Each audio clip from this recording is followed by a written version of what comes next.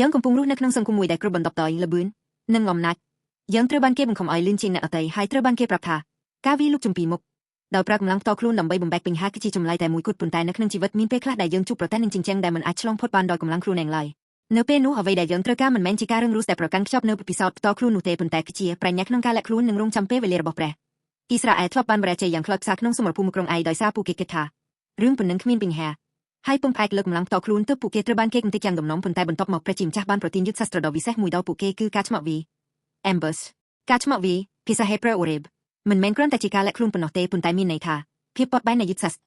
ពោលគឺការលាក់ខ្លួនដើម្បីរងចាំពេលវេលារបស់ព្រះយូស្វេ8:4កងទ័ពអ៊ីស្រាអែលបានរងចាំពេញមួយយប់ពួកគេបានសង្កត់ចិត្តដែលចង់ស្ទុះចេញទៅស្រែខួរហើយលះបង់អត់ទឹកផ្ទាល់ខ្លួនទាំងស្រុងរហូតដល់សញ្ញារបស់ព្រះបានមកដល់នៅពេលដែលពួកគេរងចាំក្នុងស្ថានភាពបន្ទាបខ្លួនបំផុតពួកគេបានជួបប្រទះនូវជ័យជំនះដ៏ល្អឥតខ្ចោះបំផុតនៅពេលដែលពួកគេលះបង់កម្លាំងផ្ទាល់ខ្លួនហើយតម្រូវខ្លួនតាមយុទ្ធសាស្ត្ររបស់ព្រះជាង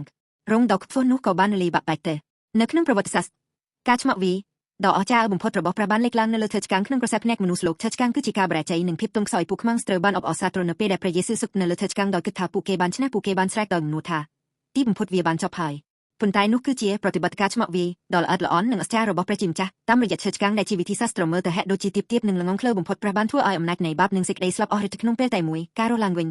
ដែលបានផ្ទុះឡើងបន្ទាប់ពីការរងចាំរយៈពេល3ថ្ងៃគឺជាអាវុធចុងក្រោយរបស់ព្រះដែលបានកំទេចក្បាលសាតាំងយ៉ាងខ្ទេចខ្ទីនៅពេលដែលខ្មាំងស្ត្រូវកំពុងភ្លេចខ្លួនដោយស្មានថាពួកគេឈ្នះព្រះជាម្ចាស់បានសម្រេចជ័យជំនះដ៏ល្អឥតខ្ចោះដើម្បីសង្គ្រោះមនុស្សជាតិទាំងមូលតាមរយៈការផ្លាស់ប្ដូរស្ថានភាពដោយការរស់ឡើងវិញបងប្អូនជាទីស្រឡាញ់តើអ្នកកំពុងមានការព្រួយបារម្ភចំពោះរឿងដែលមិនអាចដោះស្រាយបានដោយកម្លាំងផ្ទាល់ខ្លួនមែនទេតើអ្នកមានអារម្មណ៍មិនសុខក្នុងចិត្តព្រោះឃើញអ្នកដទៃទៅមុខឆ្ងាយចំណែកឯខ្លួនឯងហេតុដូចជាឃុកជ្រោមួយកន្លែងមែនទេសូមចងចាំថាពេលវេលានៃការរងចាំនោះមិនមែនជាពេលវេលាប្រយោជន៍ឡើយប៉ុន្តែវាគឺជាពេលវេលាឆ្មក់វី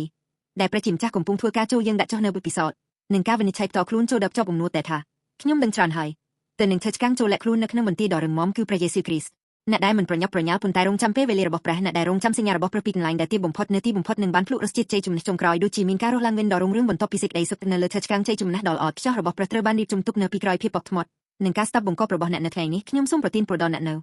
ប្រាជ្ញានៃការរងចាំដែលជាការលះបង់កម្លាំងផ្ទាល់ខ្លួនហើយផ្ញើខ្លួនទៅលើពេលវេលារបស់ព្រះអម្ចាស់